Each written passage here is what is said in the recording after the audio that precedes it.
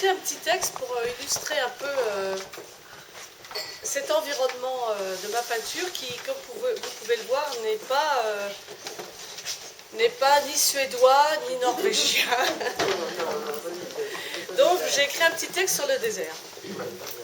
Voilà, alors Cathy va m'accompagner. Je change de chaise. Alors c'est une improvisation complète, hein, on n'a rien répété.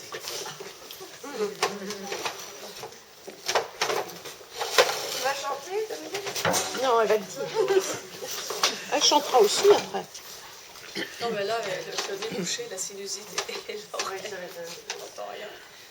Alors, il faut que je leur dise quand même que Dominique m'a demandé de faire ça ce soir et j'ai jamais vu le poème, alors je découvre le poème en même temps que vous. Enfin, je l'ai lu vite fait là tout à l'heure, mais de là à savoir comment je vais l'accompagner.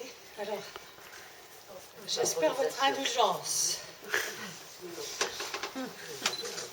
Je vérifie quand même l'accord, excusez-moi.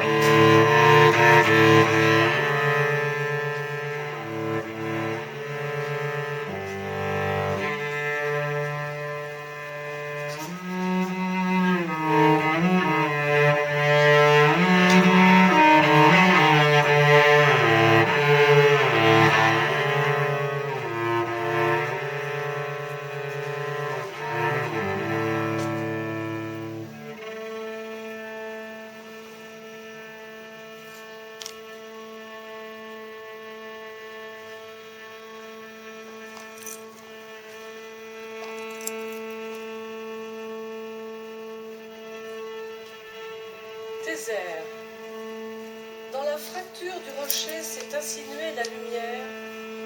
À la saillie de la lumière s'est insinué un rêve, puis une pensée éphémère et douce.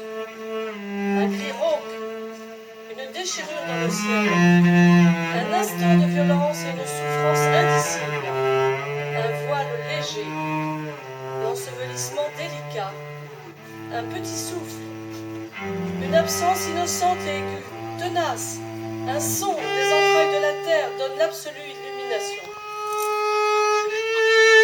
La mort danse avec de légers voiles translucides sur les terres ruisselles de larmes de sang qui se perdent dans un linceul de lumière.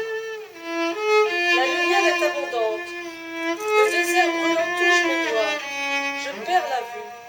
Tout est rayonnement, douceur, violente, abondance inaltérable. De la faille ont jailli des fleuves d'eau infinie, infinie. Le corps est dispersé, éparpillé, dans les lames où un baume de douceur s'est déposé secrètement dans l'âme et la berce au son de la flûte. Le désert se tient tout autour silencieux. La salle des noces est prête. Il ne manque que la nuit nuptiale. Les étoiles filent et tissent un habit de lumière.